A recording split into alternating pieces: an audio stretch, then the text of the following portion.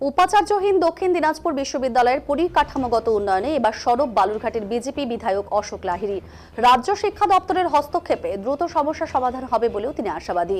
প্রসঙ্গত, অস্থায়ী জায়গার উপর বছর কয়েক আগে চালু হয়েছে দক্ষিণ দিনাজপুর বিশ্ববিদ্যালয়, যার নেই স্থায়ী ক্যাম্পাস। 21 থেকে 22 সালে বরাদ্দকৃত অর্থ ব্যবহার করা হয়নি এখনো।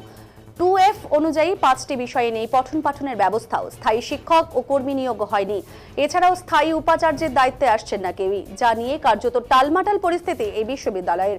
দ্রুত এই বিশ্ববিদ্যালয়ের হাল ফেরাতে এবার রাজ্য সরকারের দিকেই তাকিয়ে বিধায়ক।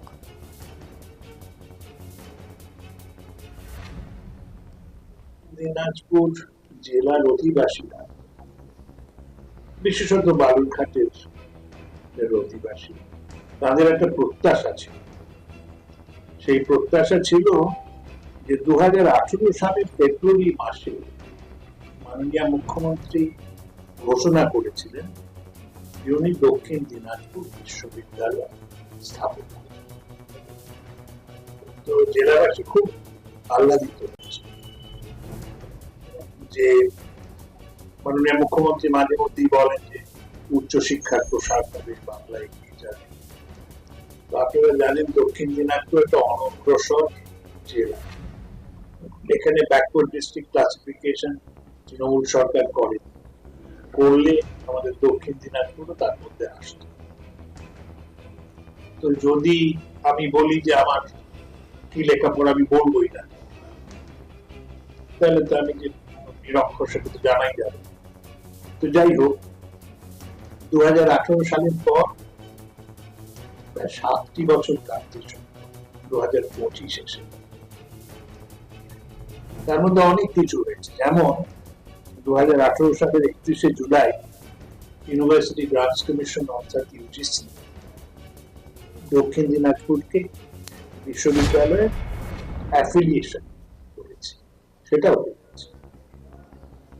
তারপর দক্ষিণ দিনাজপুরের বালুরঘাট পুলিশ স্টেশনে হাজিপুর মৌজায় একটা জমি 11.07 একর নির্ধারিত হয়েছে। তাই শুধু নয়, তারপর 2,71,00,000 টাকা মঞ্জুর হওয়াতে 2019 সালে সেটাকে প্রাচীরও হয়েছে। তারপর বিড়ম্বনাটা এটাই হচ্ছে যে একটা বিশ্ববিদ্যালয় চালাতে গেলে, ছেড়ে দিন বড় বড় বিশ্ববিদ্যালয়ের কথা ছেড়ে দিন, কতগুলো ন্যূনতম পরিষেবা তো দরকার, যেমন লেকচার থিয়েটার, লাইব্রেরি, মাস্টারদের বসার ঘর, একটা প্রশাসনিক কেন্দ্র, এর জন্য যে ঘর দরকার সেগুলোর কিছুই। আপনারা এটাও জানেন যে গত 1 মাস 1.5 মাস হলো বোধহয় কোনো উপাচার্য।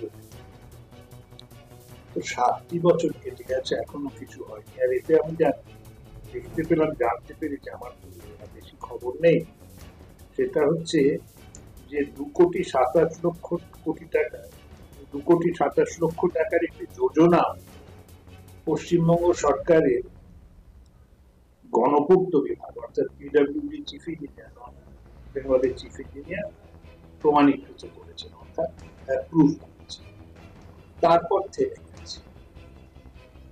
তো এই অবস্থায় আমি মাননীয় মুখ্যমন্ত্রীর কাছে আবেদন করেছি, শিক্ষামন্ত্রী শ্রী ব্রাত্য বসুর কাছে তার প্রতিনিধি পাঠিয়েছি।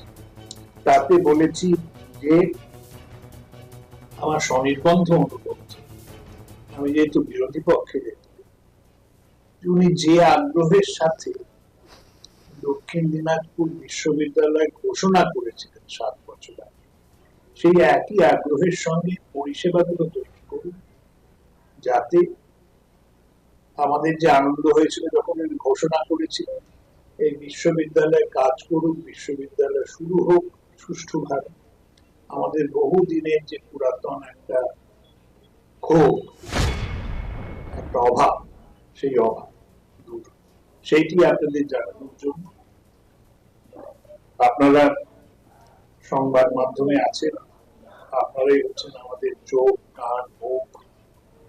এইটাকে আপনারাও বলুন এই ঘটনা ঘটেছে, এটা এবার দূরীকরণ করতে হবে এবং তার জন্য মাননীয় মুখ্যমন্ত্রীকে নিজে আমি বলছি উনি এটা দিকে মত দিন।